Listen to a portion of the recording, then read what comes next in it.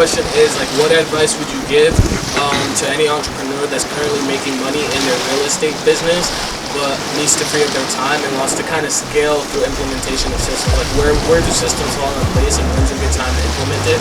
Yeah. I think that's a stage in all entrepreneurs that run businesses. I feel like that's a stage that we all usually get stuck at. You're making money in your business, making active income, but usually it requires a lot of hours in exchange to make that money. You don't have a system, and you feel like a high-paying employee. For me, how I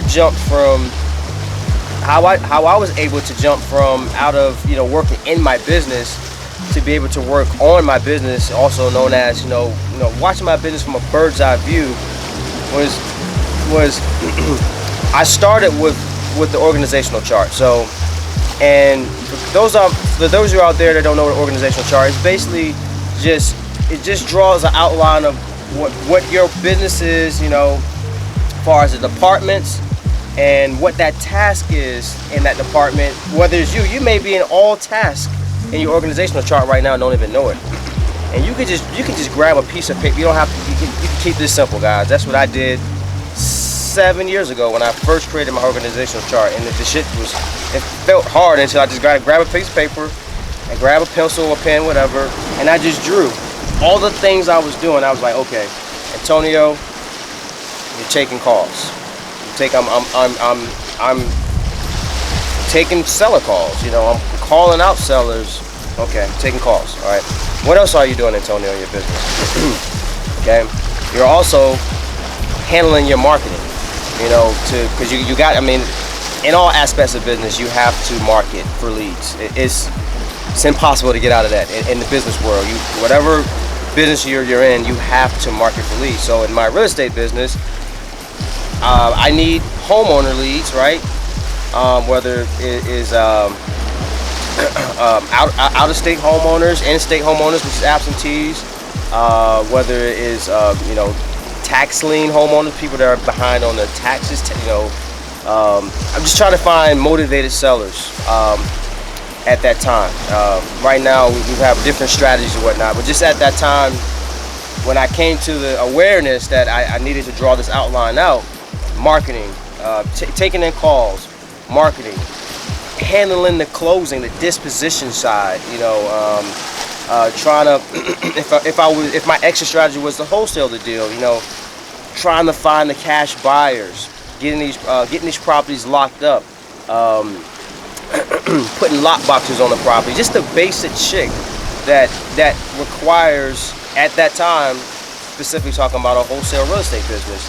And I just drew all these out, right?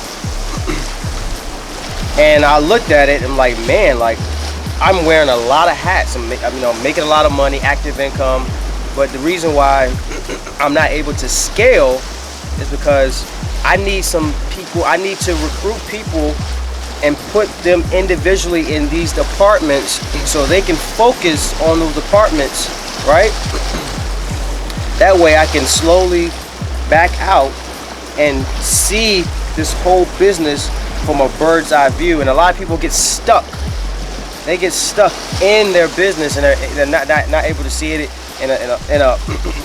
not be able to see their whole business at one time, and they start micromanaging. And that's what I was doing, is micromanaging. So to give you some solution to that is draw your organizational chart, write down everything you're doing in your business, right? And you may already have some, a small team or a few people already in it. That's great. But even if you have that, or if you don't have that, just write it down anyway and see who you can hire. And one place I started to use was Upwork, Upwork.com, which is a good platform to find people and people online or on that site to see where they're good at. You can type in real estate cold caller. All right, so you will go on Upwork, type in real estate cold caller for an example, and see who's good at cold calls. You'll see the reviews, how much money they made already using the Upwork platform. And what you can do is just send them a message, and you take it off Upwork and you interview them. All right, now you're starting to interview your staff. All right. I use 1,000 calls a day for cold calls. So now that takes you out of that thing.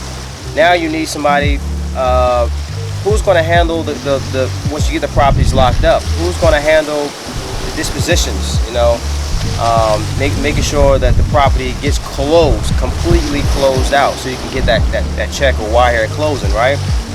You need somebody to put lockbox on the properties. Who's gonna make the appointments to the properties? All right.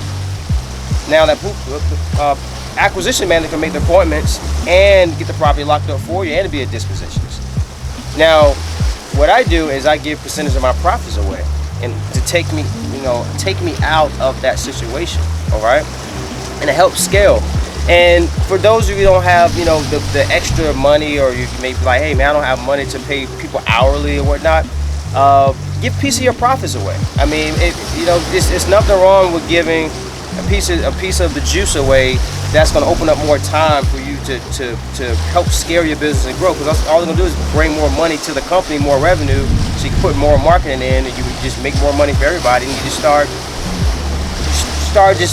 growing. You'll start seeing your business grow slowly but surely. So that's what I would do. Start with the organizational chart, see where you're at in your business, right? And slowly recruit people in those departments, and you'll see your business grow very fast.